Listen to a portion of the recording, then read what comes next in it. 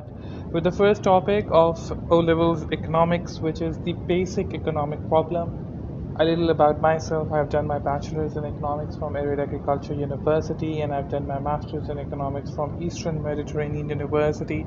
We're going to cover these points in detail over the course of next 4 weeks, and we're going to find out the different economic concepts that are very important, and at the end of the day they play a very central and important role not only in our daily life but as well as our overall economic structures. So today the first topic that we're going to discuss is the basic economic problem. By the end of this chapter we'll be able to know the nature of the economic problems, that why do they exist, what are unlimited wants, what are finite resources. We're also going to define the factors of production, which are very common: land, labor, capital, and entrepreneur, or you can call it enterprise. Then we're going to look on the different details and how production possibility curves can lead to illustrate the choice and reduce and resource the allocations.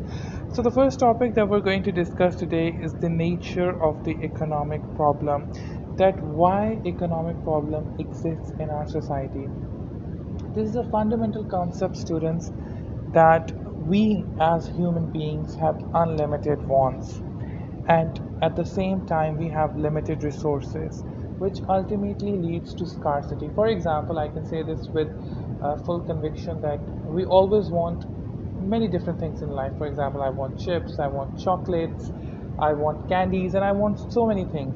But at the same time, there are only chips available, so I'm gonna get them at the end, right? Which means that we have unlimited desires, infinite amount of desires, but we have limited resources. And economics suggests us the fact that we have to pave our way in those limited resources. Ultimately, when these both phenomena combine together, they lead to scarcity. So why scarcity becomes so much important in our daily lives, we're also going to find that out in a moment. An economic good is the one that is limited in supply, such as oil, wheat, cotton, housing, and cars. Free goods are unlimited in supply, such as the air, sea, rainwater, sunlight, and public domain web pages. So these are the common examples. An economic good is the one which is limited in supply. You can see the cars are very limited, oil is limited, wheat is limited. On the other hand, you can see sunlight is unlimited, water is unlimited, rain is unlimited. So these are the differences between an economic good and a free good. So an economic good is a good which is limited, and a free good is a good which is infinite in nature, or it's readily available to each and every one. Then what is that basic question, or why we ponder over the fact of the economic problem?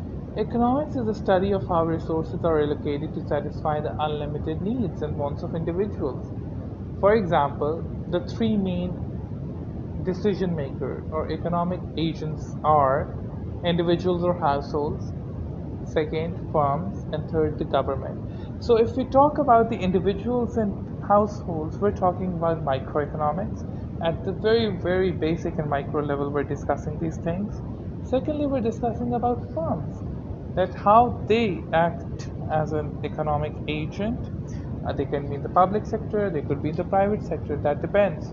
And then the government. The three basic economic questions addressed by the economic agents are, and these three basic questions are very common everywhere, and they need to be addressed.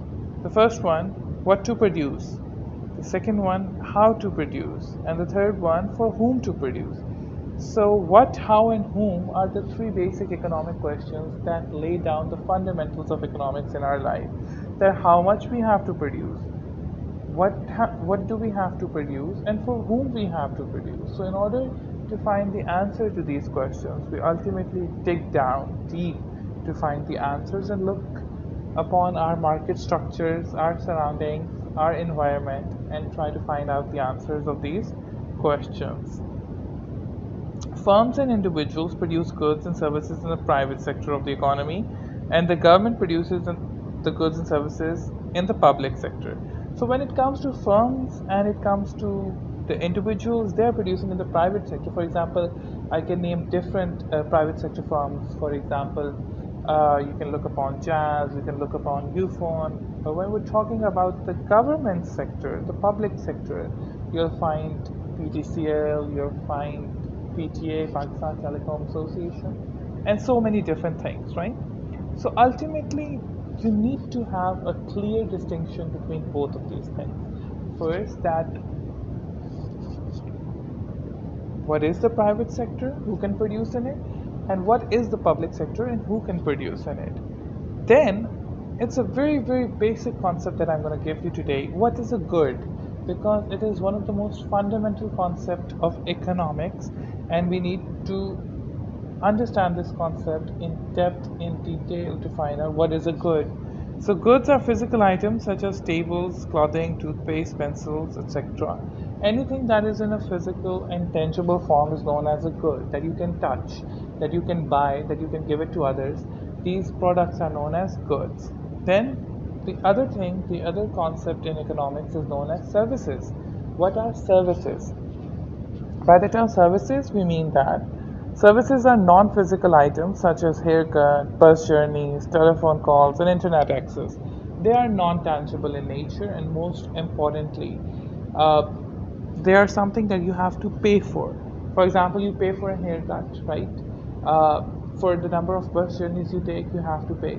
So ultimately, services are always rendered on goods.